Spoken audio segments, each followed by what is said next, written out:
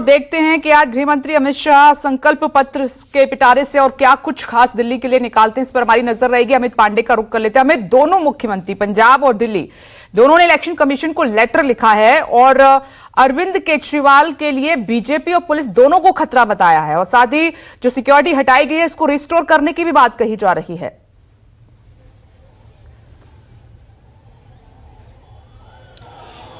आज जो बिल्कुल कल जिस तरह हमने देखा कि दिल्ली के मुख्यमंत्री आतिशी और पंजाब के मुख्यमंत्री भगवंत मान दोनों एक साथ आकर प्रेस कॉन्फ्रेंस कर रहे थे और जिस तरह से अरविंद केजरीवाल की सुरक्षा हाल के दिनों में हटाई गई, खासकर पंजाब पुलिस जो सुरक्षा दे रही थी, जेड प्लस सिक्योरिटी पंजाब की तरफ से दिया गया था, उसको हटाने के बाद इस बात की आशंका जो है पार्टी की तरफ से जताई गई कि कहीं ना कहीं आने वाले दिनों में अरविंद केजरीवाल के ऊपर कोई हमला हो सकता है। और पंजाब के मुख्यमंत्री भगवंत मान ने साफ तौर पर कहा कि 15 जनवरी को पंजाब के इंटेलिजेंस की तरफ से एक इनपुट जो है वो केंद्र सरकार और केंद्रीय एजेंसियां जो हैं उनके साथ शेयर की गई, जिसमें ये कहा गया कि खालिस्तानी समर्थक जो है आतंकी हैं वो किसी न किसी तरीके से दिल्ली चुनाव में अरविंद केजरीवाल पर कोई हमला कर सकते हैं या उन्हें किसी तरीके का नुकसान पहुंचा सकते हैं। और हमने पिछले हफ्तों में देखा कि किस तरह से आम आदमी पार्टी के और बीजेपी के कार्यकर्ताओं के बीच में धक्का मुक्की हुई, झड़प हुई और जिसमें 2 बार ऐसे वाकया हुए जहां पर अरविंद केजरीवाल के ऊपर हमला करने की कोशिश की गई।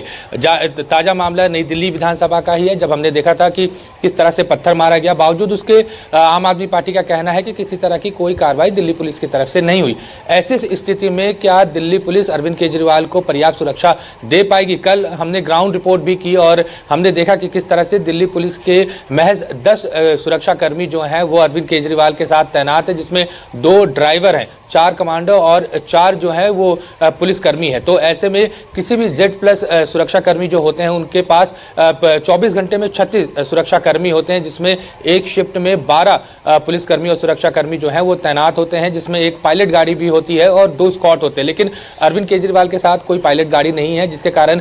3 सुरक्षाकर्मी जो हैं उनके कम है, जो नॉर्मल प्रोसीजर होता है। और जिस तरह से थ्रेट होता है, किसी भी प्रोटेक्टी को थ्रेट के अकॉर्डिंग ही सुरक्षा दी जाती है। और जिस तरह से अरविंद केजरीवाल को हाल के दिनों में इनपुट से जिस तरह मिले कि उनकी जान को खतरा है, ऐसे में आम आदमी पार्टी बार बार मांग कर रही है कि अरविंद केजरीवाल की सुरक्षा बढ़ाई जाए। और चुनावों के समय में अमूमन यही होता है कि जब भी इलेक्शन आता है तो सभी, चाहे वो उम्मीदवार हो या प्रोटेक्टी हो, सबकी सुरक्षा बढ़ा दी जाती है, क्योंकि लोगों के बीच में जाते हैं अरविंद केजरीवाल और मुख्यमंत्री के चेहरे हैं। ऐसे में उनके सुरक्षा को लेकर कोई कोताही जो है वो नहीं बरतनी चाहिए। और यही बात बार बार आम आदमी पार्टी के तरफ से कहा जा रहा है कि अरविंद केजरीवाल की सुरक्षा बढ़ाई जाए। अगर दिल्ली पुलिस उनको सुरक्षा नहीं दे पाती तो बचे हुए जो 10-12 दिन है वो तब तक पंजाब पुलिस जो है उनको उनकी प्रोटेक्शन करे, उनको सुरक्षा दे और उन्हें दोबारा बहाल की जाए। इसको लेकर इलेक्शन कमीशन को मुख्यमंत्री भगवंत मान ने और आतिशी ने दोनों ने पत्र लिखा है और ये मांग की है कि बचे हुए चुनाव के दिन है उसमें पंजाब पुलिस को अरविंद केजरीवाल की सुरक्षा की जो है वो परमिशन दी जाए। अब देखते हैं इलेक्शन कमीशन का क्या जवाब आता है।